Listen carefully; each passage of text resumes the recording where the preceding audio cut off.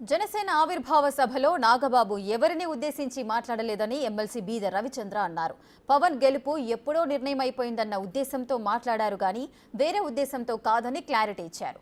YCP నేతలు social మీడియాలో విష ప్రచారాలు చేసి పబ్బం గడుపుకోవాలని చూస్తున్నారంటున్న రవిచంద్రతో మా ప్రతినిధి సురేంద్ర ఫేస్ టు ఫేస్.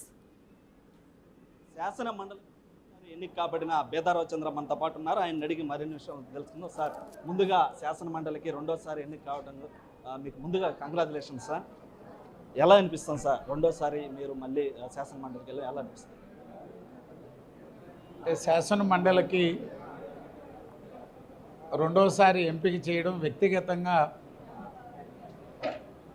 సంతోషాన్ని ఇవ్వడంతో పాటుగా మరో గొప్ప విషయం, 3 స్థానాల్లో తెలుగుదేశం పార్టీ, 2 స్థానాలు బలహీన వర్గాలకి, మరొక స్థానం దళిత మహిళ కావలి గ్రీష్మ గారికి, 3 స్థానాలు కూడా బలహీన వర్గాలకు ఇవ్వడం చాలా సంతోషం ఉంది. అదేవిధంగా ఆ వర్గాల నుంచి కూడా తెలుగుదేశం పార్టీకి, ముఖ్యమంత్రి నారా చంద్రబాబు నాయుడు గారికి, యువనేత లోకేష్ బాబు గారికి ఆ వర్గాలపై ఉన్నటువంటి నమ్మకం, అభిమానం, తెలుగుదేశం పార్టీ విధానానికి ఓ నిదర్శనం ఎంపిక అనేటువంటిది. తప్పకుండా అందరం కూడా ఏ నమ్మకంతో అయితే తెలుగుదేశం పార్టీ ఆయా వర్గాల నుంచి మాకు అవకాశం కల్పించారో దాన్ని శాసన మండలిలో ప్రభుత్వం ఏ లక్ష్యంతో అయితే పనిచేస్తుందో శాసన మండలిలో వారి ద్వారా ప్రజా సమస్యలని పరిష్కారానికి, అదేవిధంగా పార్టీ పటిష్టతకు కృషి చేసేదానికి పార్టీకి ఎప్పుడు వెన్నంటి ఉంటామని చెప్పి తెలియజేస్తాం. అంటే ప్రధానంగా రాష్ట్రంలో ఎంతోమంది సీనియర్లు ఉండగా మీకు ఇవ్వడానికి గల కారణాలు ఏ అంశాలు మీకు ప్రధానంగా దోహదపడాయని అనుకుంటారు సార్?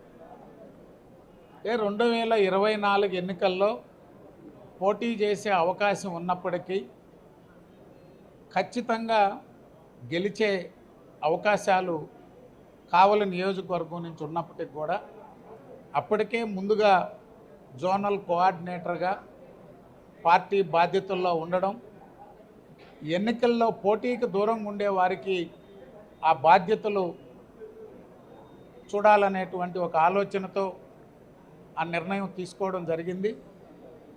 దాంట్లో భాగంగానే ఈనాడు జోన్ 4 నుంచి పార్టీ నాకు అవకాశం కల్పించింది. తప్పకుండా బలహీన వర్గాల ప్రతినిధిగా ఆయా వర్గాల సమస్యల పరిష్కారానికి కృషి చేయడంతో పాటుగా పార్టీ పటిష్టతకు ఎప్పుడూ పార్టీ ఆలోచనల మేరకు పనిచేసేదానికి సిద్ధంగా. శాసన మండలిలో ప్రజల పక్షాన ఏ విధంగా నిలబడబోతున్నారు?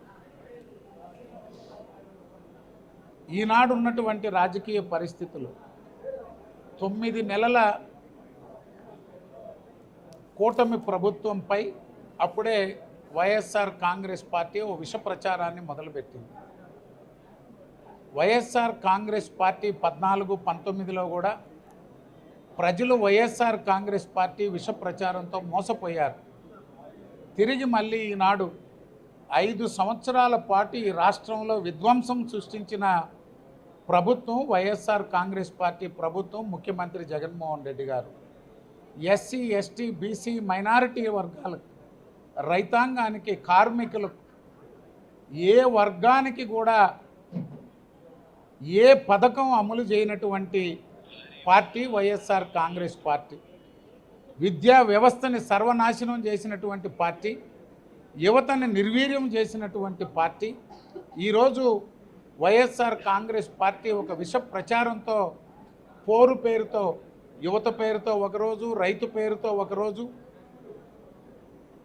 తెలుగుదేశం పార్టీపై, కూటమి ప్రభుత్వంపై పోరుకు సిద్ధమనేటువంటి చేసే వీటికి దీటుగా వైఎస్ఆర్ కాంగ్రెస్ పార్టీ 5 సంవత్సరాల్లో ఈ రాష్ట్రానికి చేసిన నష్టాన్ని ప్రజలకు వివరించడంతో పాటుగా ప్రభుత్వం ఏ లక్ష్యంతో అయితే పనిచేస్తుందో ప్రభుత్వ కార్యక్రమాలు ప్రజలకు చేరేందుకు మా వంతుగా మేము పనిచేస్తాం.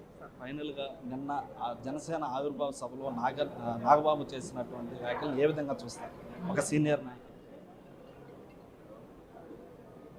వారు జనసేన ప్లేనరీ సమావేశంలో పిఠాపురంలో ఎవరిని ఒకరిని ఉద్దేశించో లేకపోతే ఏదో ఒకరిని కించపరచాలో అనేటువంటి దీంతో చేసిన వారు జనసేన ఇక్కడ పిఠాపురంలో పవన్ గెలుపు ఎప్పుడో నిర్ణయం అయిపోయింది అనేటువంటి ఆలోచనతో మాట్లాడారని అనుకున్న ఈ రాష్ట్రంలో ఎన్ని 3 పార్టీలు కూడా ఎన్నికల్లో అందరూ కలిసి పనిచేసాం. ఎక్కడ కూడా ఎటువంటి విభేదాలు లేకుండా సమిష్టి విజయాన్ని సాధించాం.